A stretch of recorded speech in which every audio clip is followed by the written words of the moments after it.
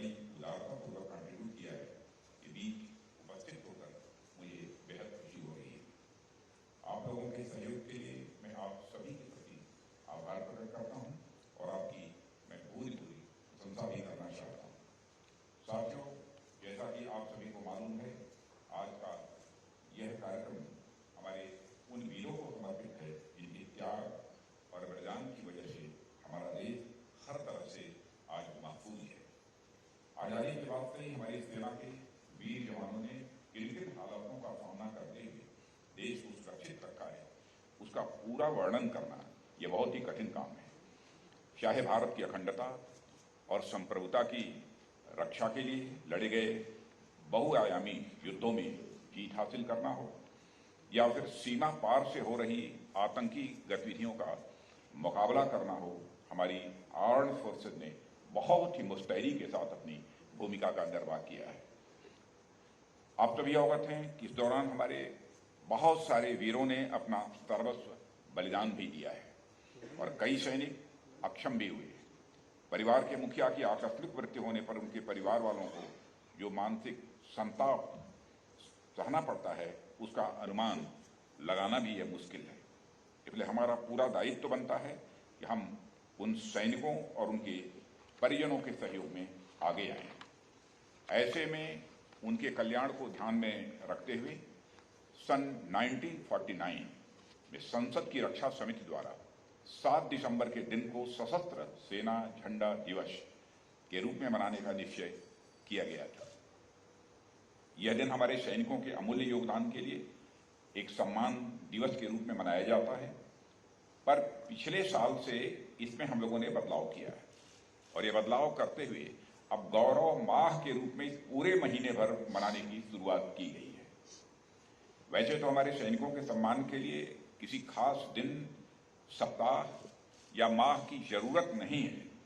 साल का एक एक दिन, एक एक पल उनके सम्मान का होता है। फिर भी एक प्रतीक के रूप में मंत्रालय द्वारा इसको गौरव माह के रूप में मनाने का निश्चय किया गया है और इसे केंद्र, राज्यों और केंद्र शासित प्रदेशों में मौजूद हमारे सैनिक बोर्ड के माध्यम से पूरे देश में मनाया जाएगा। आप सबको शायद इस बात की जानकारी होगी कि लगभग हमारे 60,000 सैनिक या डिफेंस पर्सनल प्रतिवर्ष जो है रिटायर होते हैं और सामान्यतः इनकी जो एज होती है वो 40 से या कम होती है। ये बहुत ही हेल्दी भी होते हैं, अनुशासित भी होते हैं और उनके अंदर एक लीडरशिप की क्वालिटी भी होती है। समाज के लिए रिटायर होने के बाद भी इनकी उपयोगिता बनी रहती है। साथियों, कोविड जैसी महामारी के दौरान भी हमारे पूर्व सैनिक कभी पीछे नहीं रहे थे। उन्होंने बड़ी संख्या में स्वेच्छा से अलग अलग जगहों पर contact tracing, community surveillance, quarantine facilities के मैनेजमेंट में लोकल एडमिनिस्ट्रेशन की बहुत अच्छी तरह मदद की है। यानी आर्म्ड फोर्सेज में सेवा के काल में और सेवा के बाद भी वे उसी जज्बे से देश की सेवा में लगे रहे। इससे जिस तरह हमारी सुरक्षा का दायित्व हमारे सैनिकों पर है, उसी तरह उनके और उनके आश्रितों का उत्तरदायित्व हम सब पर भी है। हमें यह स्वीकार करने में कोई संकोच नहीं करना चाहिए कि आम नागरिक हों या हमारे उद्योग व्यापार, सभी के लिए सुरक्षा यह हमारी पहली जरूरत है। और जब हम यह मान लेते हैं कि किसी भी समाज के लिए सुरक्षा सर्वोपरि है, तो स्पष्ट तौर पर यह कहा जा सकता है कि सुरक्षा सुनिश्चित करने वाले वीर सैनिकों और उनके परिवारों के कल्याण के प्रति समाज के सभी वर्गों की अहम जिम्मेदारी भी है।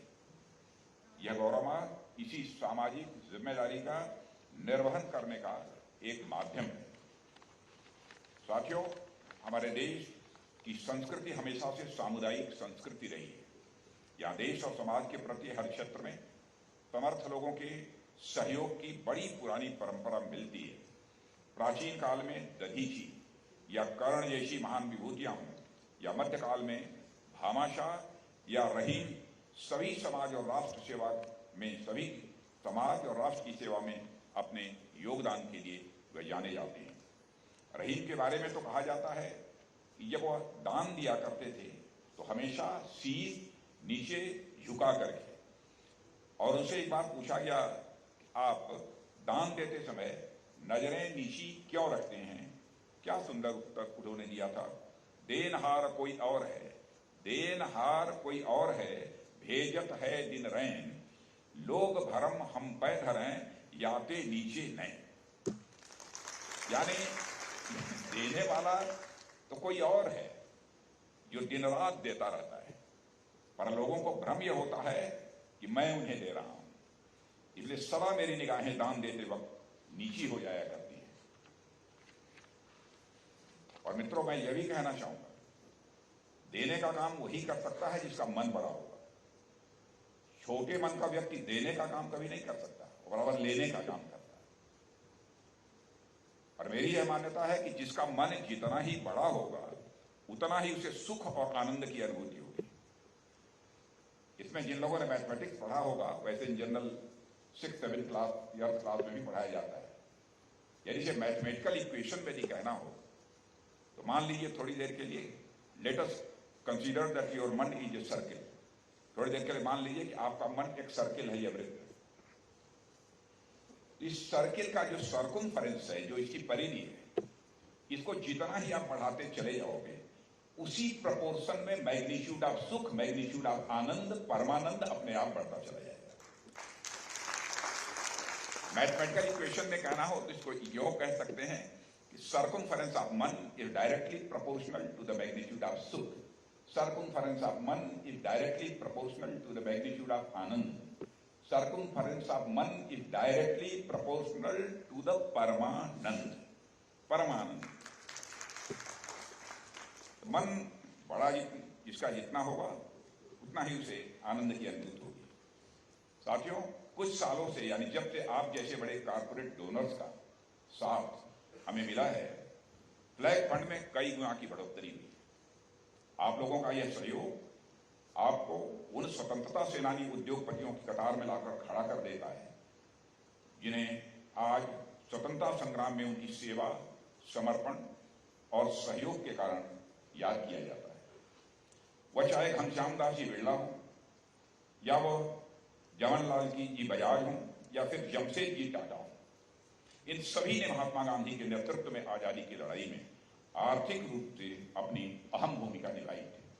आज भी देश उन्हें याद करता है, न केवल स्वतंत्रता संग्राम में बल्कि स्वतंत्रता के बाद भी हुए युद्धों में आम जनता द्वारा हमारी सेनाओं को किए गए सहयोग के ऐसे कई उदाहरण मिलते हैं जो हमें आज भी ऊर्जा से भर देते हैं।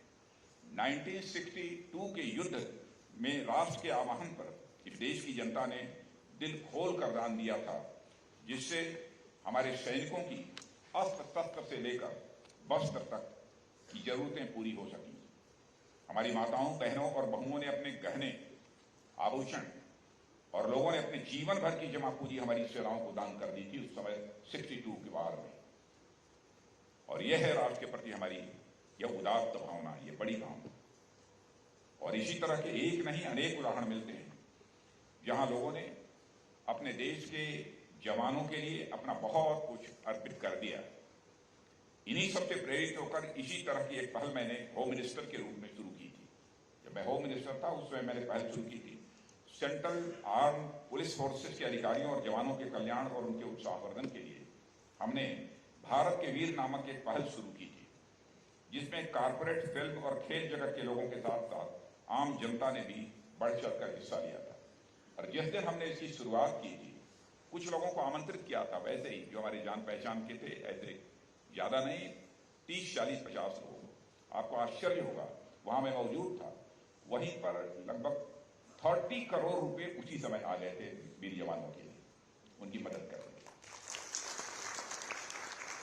और जब मैं मिनिस्ट्री छोड़कर चला हूं, इस फंड में जैसा मुझे बतलाया गया